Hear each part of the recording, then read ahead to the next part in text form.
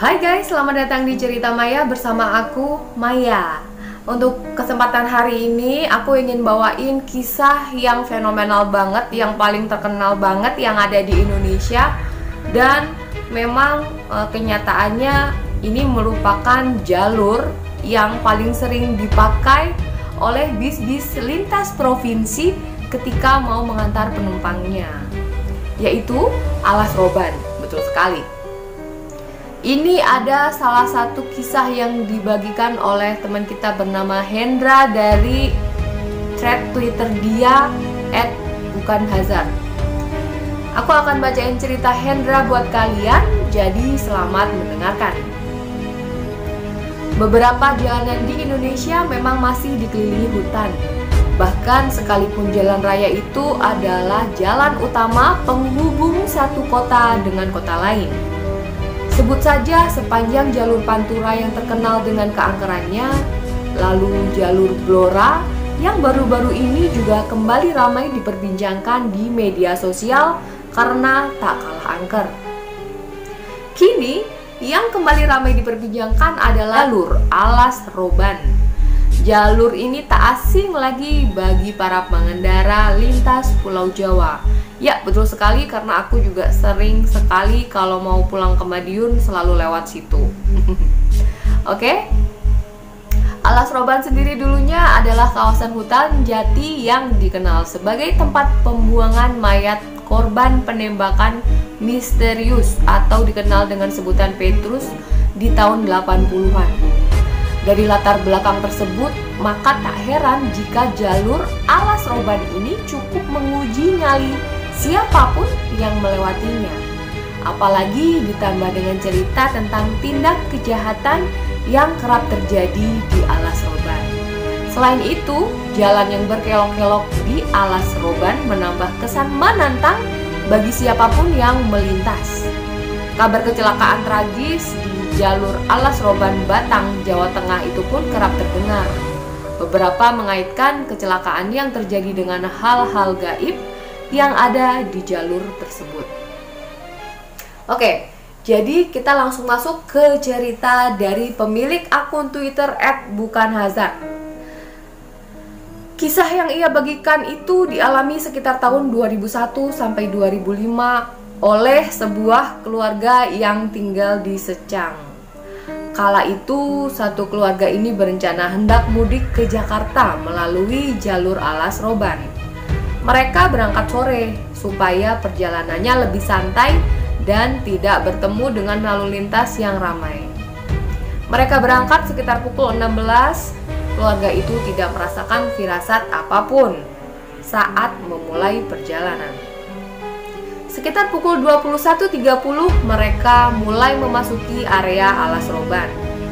Jalanan berliku mulai terasa. Begitu juga dengan suasana mencekam yang turut terasa.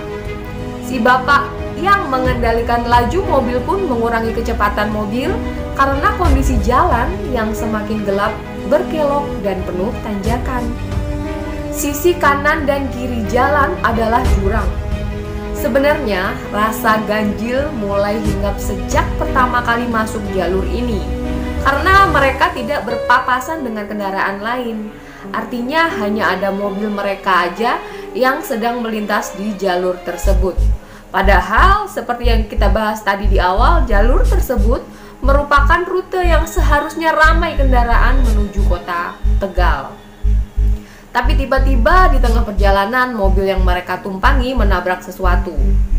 Si bapak dan kakak turun untuk melihat kondisi, tak lupa membawa senter. Sedangkan si ibu dan kedua adik tetap di dalam mobil. Anehnya, tak ada apapun yang ditabrak. Bekas berupa lecet maupun lumpur yang menempel pun tidak terlihat di sepanjang bodi mobil. Pemeriksaan kondisi mobil itu dilakukan berulang kali, tapi hasilnya masih sama. Heran pasti, tapi perjalanan lantas dilanjutkan lagi. Sekitar tengah malam, hujan mulai turun.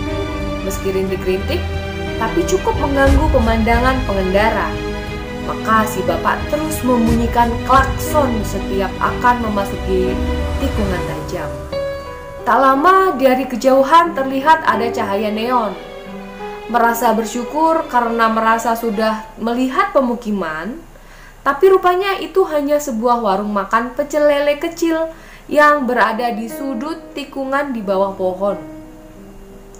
Keluarga itu memutuskan singgah sebentar di pasak penanda jalan yang tak sengaja menyandung kaki si kakak. Jadi kakaknya kesandung penanda jalan yang bertuliskan kilometer 15. Kok jam segini masih buka, Pak? Bapak jualannya sendirian? Si kakak iseng bertanya saat memesan makanan dan minuman panas.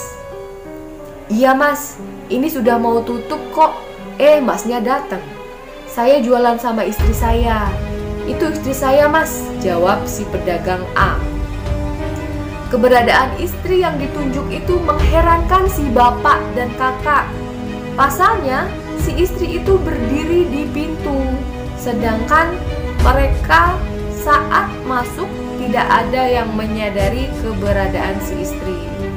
Tapi hal itu tidak terlalu dipikirkan. Setelah kenyang menyantap makanan dan rasanya cocok banget di lidah mereka, keluarga itu melanjutkan perjalanan lagi. Tapi saat masuk mobil untuk kedua kalinya, si kakak tersandung pasak lagi. Ya, pasak penanda kilometer 15 tadi. Kondisi area Alas Roban masih hujan rintik-rintik, tapi tak menghalangi mereka melanjutkan perjalanan.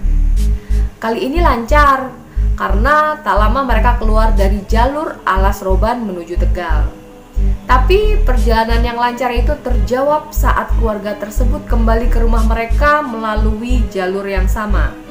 Kali ini mereka memilih berangkat dari Jakarta pagi hari, agar siangnya mereka memasuki jalur Alas Roban. Rasa lezat warung pecel lele itu belum terlupakan, sehingga mereka ingin singgah kembali. Tapi sayangnya warung tersebut buka sore menjelang malam. Si adik pun ingin buang air kecil karena jalur tersebut adalah hutan. Maka si bapak menepikan mobil dan menyuruh adik buang air kecil mepet mobil. Sembari menunggu adik menyelesaikan hajatnya, menikmati pemandangan Alas Roban adalah pilihan. Tak sengaja, kakak melihat pasak penanda kilometer 15. Pasak itu adalah pasak yang sama saat perjalanan menuju Jakarta, yang membuatnya tersandung 2 kali. Sudah pasti kaget. Posisi pasak itu rupanya persis di tepi jurang. Mereka masih ingat posisi warung pecel lele yang mereka singgahi itu berada sekira 3 meter di belakang pasak. Merasa aneh, kakak memanggil ibu dan bapak, lalu menunjukkan pasak dan lokasi warung. Setelah diamati, tikungan tempat mereka berhenti siang itu adalah tempat yang sama dengan malam mereka makan ayam goreng di warung pecel lele. Begitu juga dengan pohon besar di tepi jalan dan tentu pasak yang bertuliskan kilometer 15. 1 meter di belakang pasak itu adalah jurang yang sangat dalam. Hal itu membuat mereka sadar saat malam itu mereka makan di tepi jalan tepat melayang di atas jurang. Tak ada hal yang bisa menjelaskan apa yang keluarga tersebut alami selain pemikiran mereka bahwa warung pecel lele itu adalah warung gaib. Wow. Jadi ceritanya mereka makan di sebuah warung pecel lele yang ternyata warung pecel lele itu ketika siang hari dicari itu adalah jurang yang sangat dalam. Teman-teman, jadi sebelum melakukan apapun, sebelum bepergian, jangan lupa selalu berdoa, jangan lupa selalu mohon keselamatan, dijauhkan dari gangguan-gangguan ya teman-teman, supaya kita terhindar dari kejadian-kejadian yang seperti dituliskan oleh si Hendra ini. Oke, itu aja dari aku untuk episode Cerita Maya kali ini. Sampai ketemu lagi di Cerita Maya episode berikutnya. Buat teman-teman, aku mohon jangan lupa like-nya, komennya, subscribe-nya, karena aku pengen tahu ya kalau kalian komen itu apa aja yang bisa aku perbaiki dari channel ini supaya aku bisa jadi lebih baik ke depannya. Sampai ketemu di Cerita Maya episode berikutnya. Bye bye.